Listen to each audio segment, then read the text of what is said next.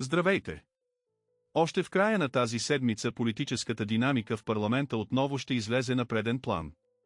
От «Продължаваме промяната» Демократична България обявиха, че в петък ще внесат вот на недоверие към правителството. А дали улицата отново ще стане арена на обществено недоволство? Според формацията, да, защото планират нов протест по време на дебатите по вота. Позицията на ППДБ беше оповестена след изявления на премиера Росен Желязков, който посочи, че правителството не възнамерява да подава оставка. Според него кабинетът има отговорността да работи по бюджета и подготовката за въвеждането на еврото. Той потвърди, че проектобюджетът ще бъде оттеглен, като определя това като корекция на допусната грешка. Във видео, публикувано в социалните мрежи, председателят на «Продължаваме промяната» Асен Василев коментира, че формацията ще внесе вота на недоверие в петък, а протестът ще се проведе през следващата седмица. Точният ден все още не е известен, защото по правилник парламентът може да насрочи разискванията по вота между 3 и 7 дни след внасенето му. От ППДБ припомниха, че предварително са заявили подобни стъпки, ако кабинетът не подаде оставка. Според тях искането за оставка е основно послание, идващо от гражданите, участвали в масовите демонстрации в София и други градове. Асен Василев коментира, че според него протестиращите настояват за промени в управлението и за излизането на част от политическите лидери от активната политика. Той заяви, че формацията подкрепя исканията за промяна. Други представители на коалицията също направиха оценки за случващото се. Ивайло Мирчев от «Да, България» посочи, че по негови думи отношението на управляващото мнозинство към бюджетния процес е довело до обществено напрежение, което според него е можело да бъде избегнато с поранни действия. Той заяви, че формацията е готова да подкрепи нови граждански прояви. Божидар Божанов, съпредседател на «Да, България», коментира, че в неговата оценка оттеглянето на бюджета е закъснял тактически ход. Той изрази мнение, че част от политическите процеси в парламента се влияят от определени фигури, като призова гражданите да дадат собствената си оценка за това на предстоящите публични прояви. Той подчерта, че коалицията подкрепя членството в еврозоната и не смята, че процесът е застрашен. От ДСБ Атанас Атанасов също заяви, че според него оставката на правителството е единственият възможен изход от ситуацията. В коментарите след проведения протест Асен Василев определи демонстрацията като мирна. Той твърди, че напрежението около централата на ДПС е било провокирано от отделни групи, докато полицейските реакции според него са били недостатъчни. По време на проявата част от центъра на София остана без електричество, а представители на ППДБ поставиха въпроси за причините за възникналия пожар в подстанция в района. Ивайло Мирчев изрази мнение, че ситуацията показва рискове от опорочаване на протеста, като според него това поставя въпроси за действията на Министерството на вътрешните работи. Той заяви, че формацията ще настоява за предприемане на всички възможни мерки спрямо вътрешния министър и посочи, че според тях оставка само на министъра вече не би била достатъчна. Следващата седмица предстои парламентът да насрочи дата за дебатите по вота, а политическият и обществен интерес остава насочен към това как ще се развие ситуацията както в институциите, така и извън тях. В часовете след мащабните демонстрации в страната вниманието отново се насочи към отношенията между институциите и гражданите. Какво доведе до този силен обществен отклик и как реагира държавният глава? В извънредно обръщение президентът Румен Радев коментира, че според него протестите отразяват усещане за липса на правова среда и необходимост от промяна.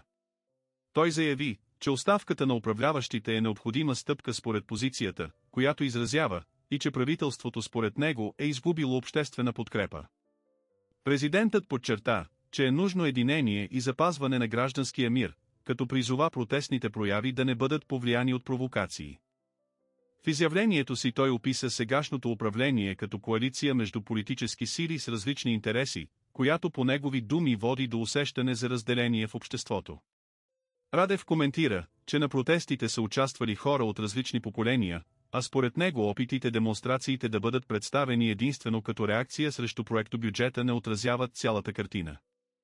Президентът заяви още, че част от напрежението около протестите е било повлияно от действия, които той определи като провокации, и призова всички участници в процеса да спазват закона. По думите му основният призив на гражданите е бил за промяна в управлението. Той отново посочи, че според него предсрочните избори са възможен изход от ситуацията и подчерта, че обществените нагласи ще играят ключова роля в следващите стъпки. Така протестите и реакциите към тях поставят въпроси за доверието в институциите и посоката, в която страната ще поеме. В политическия живот у нас се появи нов акцент, който привлича вниманието към преговорите около държавния бюджет. Какво предстои и как ще се подреди мнозинството в Народното събрание? Бойко Борисов заяви, че повече няма да приема предложения, които според него затрудняват работата по новия бюджет. Той постави условие, или ГЕРБ и партньорите му действат като стабилно мнозинство от 121 депутати и подготвят нов проект, или страната може да се насочи към избори. Позицията беше публикувана в официалния профил на ГЕРБ. Към момента управляващата коалиция разполага 102 депутати, а в комбинация с ДПС, ново начало общият брой достига 131. По-рано кабинетът с премиер Росен Желязков предложи в Народното събрание да бъдат оттеглени проектите за държавния бюджет, здравната каса и НОИ. Според обявеното, ГЕРБ е оттеглила идеите за по-високи осигуровки и за промяна в данъка върху дивидендите. Това обаче означава необходимост от допълнителни приходи в размер на около 1,2 милиарда евро. След масовия граждански протест в понеделник, в който участваха множество хора в различни градове на България, правителството съобщи, че ще предложи оттегляне на одобрените на първо четене проекти. Премиерът Росен Желязков заяви във вторник, че целта е разговорът по бюджета да премине в по-широк консенсус, като бъдат отчетени позициите на работодателските организации и на синдикатите. Той посочи, че до края на 2025 година правителството ще се стреми страната да разполага с приет бюджет за 2026 година. За намаляване на разходите се предвижда преразглеждане на капиталовата програма, която първоначално беше оценена на около 7,7 милиарда евро. Това се случва в период, в който завършва изпълнението на плана за възстановяване и устойчивост. По думите на Желязков ще бъдат анализирани проекти в секторите отбрана, регионално развитие и транспорт. Увеличените капиталови разходи традиционно служат и като резерв, което означава, че ревизираният бюджет вероятно ще разчита на по-малък буфер. В същото време не се планират промени в инвестиционната програма за общините, която вече надхвърля 8 милиарда лева. Премиерът отбеляза, че тези средства са важни за равномерното развитие на регионите. Управляващите възнамеряват да се откажат и от част от предложенията, които привлякоха обществено внимание. Сред тях са текстовете за концесия на държавния тотализатор и за държавни гаранции от около 2 милиарда евро, свързани с придобиването на Лукойл. Така очакването е следващите дни да покажат в каква посока ще се насочат разговорите за новия бюджет и какви компромиси ще бъдат намерени. Приятели, преди да продължим, моля подкрепете видеото с харесване. А сега към следващата новина. В следващите месеци България може да види сериозни промени в проекто бюджета за 2026 година. Как стана ясно, управляващата коалиция предлага да отпаднат няколко от най-обсъжданите мерки. Решението идва след дни на напрежение и масови обществени реакции. Какво точно се променя? По време на среща в Министерството на финансите министър Теменужка Петкова съобщи, че се предвижда премахване на планираното повишаване на социално-осигурителните вноски, отпадане на данъка върху дивидендите и отказ от задължителното въвеждане на системата СУПТО. На разговора присъстваха представители на работодателските организации, депутати от ДПС, новото начало и премиерът Росен Желязков. Премиерът отбеляза, че диалогът е започнал по-късно от необходимото, но според него внимателните обсъждания могат да доведат до решение, което да съответства на обществените очаквания. Работодателските организации, водени от Румен Радев от АИКБ, представиха конкретен списък с искания. Сред тях са отмяна на планирания ръст от 2% в осигурителната вноска за пенсии, премахване на 1,0% данък върху дивидендите, отпадане на СУПТО, както и корекция в максималния осигурителен доход, от сегашните 4600 лева на 4430 лева. Те настояват и за понижаване на определени разходи в образованието, съдебната система, държавната администрация и капиталовата програма.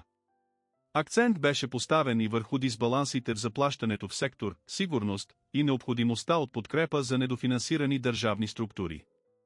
По думите на Радев, трябва да се обмисли продажба на неработещи активи и възможни концесии в дружества, които изпитват затруднения.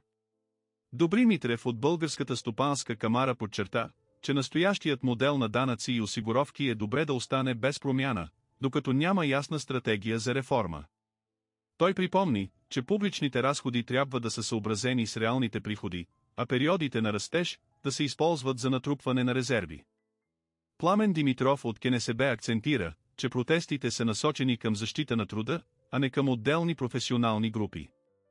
Той настоя за равномерна политика по доходите и около 10% увеличение на възнагражденията в ключови сектори, включително транспорт и пощенски услуги.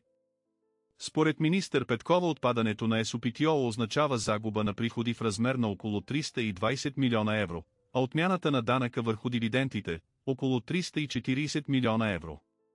Ведомството ще преразгледа и идеята за увеличение на осигурителните вноски, които първоначално се очакваше да донесат над 601 милиона евро, както и промяната в максималния осигурителен доход – още 231 милиона евро.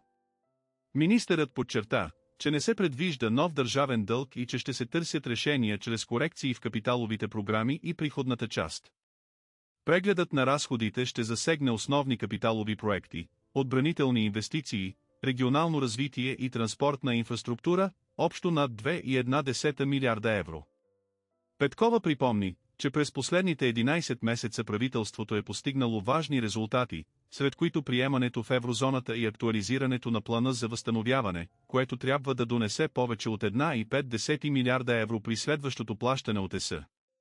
Премиерът Желязков отбеляза, че оптимизирането на администрацията остава приоритет.